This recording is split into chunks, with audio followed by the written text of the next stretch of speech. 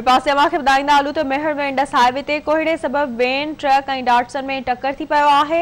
हादसे जे नतीजे में 10 ॼणा ज़ख़्मी थी पिया आहिनि जिन खे अस्पताल मुंतक़िल कयो वियो आहे। वाक़ियो कोहीड़े सबबि पेश आयो आहे इहो चवणु आहे पुलिस जो। अवांखे अपडेट कंदा हलूं। अहम ख़बर आहे त मेहर जे इंडस हाईवे ते कोहीड़े सबबि वेन ट्रक ऐं डाटसन में टक्कर थी पियो आहे। हादसे जे नतीजे में 10 ॼणा ज़ख़्मी थी पिया आहिनि जिन खे अस्पताल मुंतक़िल कयो वियो आहे। वाक़ियो कोहीड़े सबबि पेश आयो आहे इहो चवणु आहे पुलिस जो। इन हवाले सां राब्तो कयो आहे मंज़ूर मैसर सां। जी मंज़ूर, अपडेट कजो। जी मां तव्हांखे ॿुधाईंदो हलां त मेहर भरिसां इंडस हाईवे ते केनशाह जी थाणे जे हद में कोहीर ऐं धुंध सबबि तेज़ रफ़्तार 3 गाॾियूं टकराइजी वियूं आहिनि। तेज़ रफ़्तार डोम डाटसन अॻियां हलंदड़ हिकिड़े ट्रक सां टकराइजी जंहिंजे नतीजे में 10 ॼणा ज़ख़्मी थी पिया आहिनि।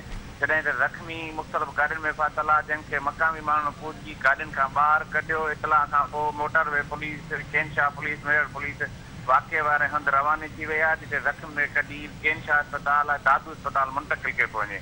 ऐं पुलिस ऐं मोटरवे जे ज़रिए चवण त इंडस हाईवे ते धुंध सबबि मुख़्तलिफ़ हंधनि ते मुख़्तलिफ़ गाॾियूं टकरिया आहिनि जंहिंमें मुख़्तलिफ़ माण्हू ज़ख़्मी थिया आहिनि। ज़ख़्मियुनि खे मुख़्तलिफ़ अस्पताल में पहुचाए पियो वञे। जॾहिं त जेको बंदि थियल इंडस हाईवे आहे उनखे खोलण जी कोशिशूं जारी आहिनि। हिन वक़्तु मोटरवे पुलिस ऐं मेरठ पुलिस केनशाह पुलिस जा टीमूं वाक़े में रवाना थियूं। ज़ख़्मियुनि खे अस्पताल में नियो पियो वञे। जी ठीक है, वॾी महिरबानी अवां जी आगाह करण लाइ।